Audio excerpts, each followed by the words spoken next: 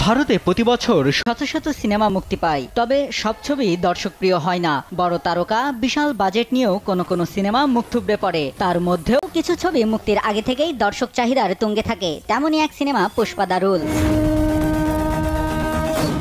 বহুল প্রতীক্ষিত চলচ্চিত্রটির যে কোনো তথ্য মুহূর্তের মধ্যে ভাইরাল হচ্ছে সামাজিক যোগাযোগ মাধ্যমে। তবে এবার চোখ কপালে তোলার মতো এক তথ্য সামনে এসেছে। ভারতীয় গণমাধ্যম এনডিটিভি জানিয়েছে, সিনেমাটির 6 মিনিটের এক দৃশ্যে নাকি খরচ হয়েছে 60 কোটি রুপি, যা বাংলাদেশি প্রায় 80 কোটি টাকার সমান। সেই দৃশ্যে গঙ্গামাম্মা যাত্রা দেখানো হয়েছে, তার সঙ্গে অ্যাকশন সিনও ছিল। আর সেই সিন শুট করার পর সেই দৃশ্যটি পোস্ট প্রোডাকশনের কাজ করতে সময় লেগেছে 30 দিন। প্রায় 500 কোটি রুপি খরচ হচ্ছে সিনেমাটি নির্মাণে। শুধু তাই না, 100 কোটি রুপিতে স্যাটেলাইট স্বত্ব বিক্রি করেছে পুষ্পা 2। মুক্তির আগেই এত বিপুল পরিমাণ অর্থে একটি ছবির স্বত্ব বিক্রি হওয়া সত্যি চমকে দেওয়ার মতো ঘটনা।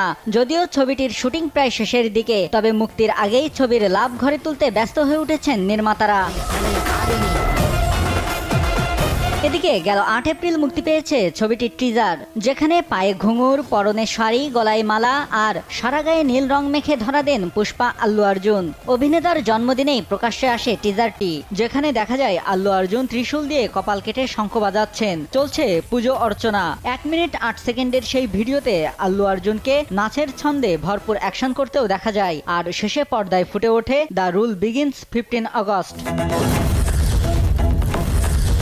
টিজারে দুর্দান্ত ভিজুয়াল ইফেক্ট, রঙের খেলা ও ব্যাকগ্রাউন্ডের জাঠারা সিকোয়েন্স